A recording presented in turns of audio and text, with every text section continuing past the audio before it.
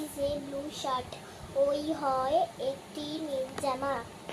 Players আর good. খেলোয়াড়েরা হয় ভালো।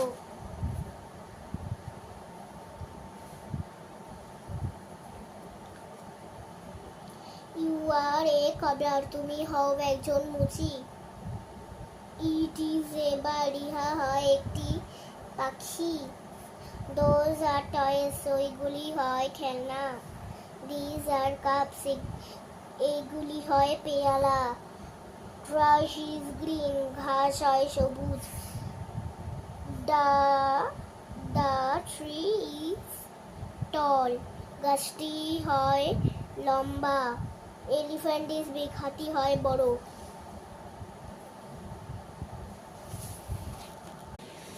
নিজের পড়াশোনা শেষ করে ছোট বাচ্চাদেরকে পড়িয়ে টিউশন যেটাকে বলা হয় সেটা করে তারা এখন উচ্চ মাধ্যমিক দিলেও কেউ ফার্স্ট ইয়ারে এবছর ভর্তি হচ্ছে।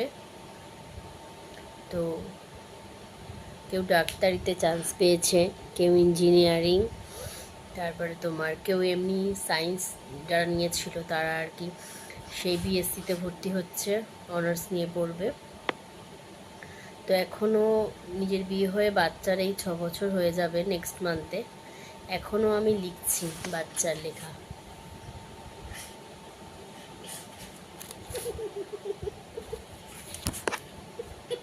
লেখাটা যেন একটা আমার সারাদিন যাই যেমন তেমনই কাজ থাকুক না কেন, শুধু মনে হয় কখন একটু হাতে একটু একটা পেন নেব আর একটু খাতা নেব। তো চলো, আমার হাতের লেখা খুবই বাজে হয়ে গেছে, একদমই বাজে।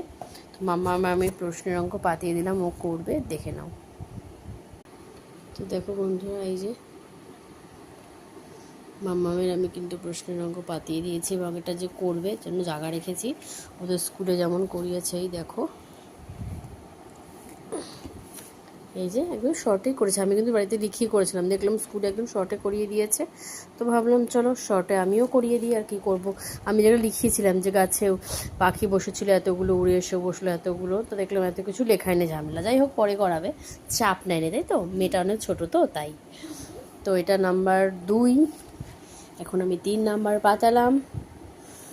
যে ভাবি এখন হাতের লেখা কত বাজে হয়ে গেছে, আগে কত সুন্দর ছিল। তো ঠিক আছে, চলো, সময়ের সাথে সাথে সব কিছু বদলালেও দিনের শেষে একটা পেন খুব দরকার। সেটা তোমার বাচ্চার লেখা পাতানো হোক কি কোনো কিছু হোক, যাই হোক, শুধু মনে একটা পেন থাকবে আর আপন মনে কিছু যেন লিখে যাব, নিজের সিগনেচার করব, হিসাব লিখবো বাচ্চার লেখা।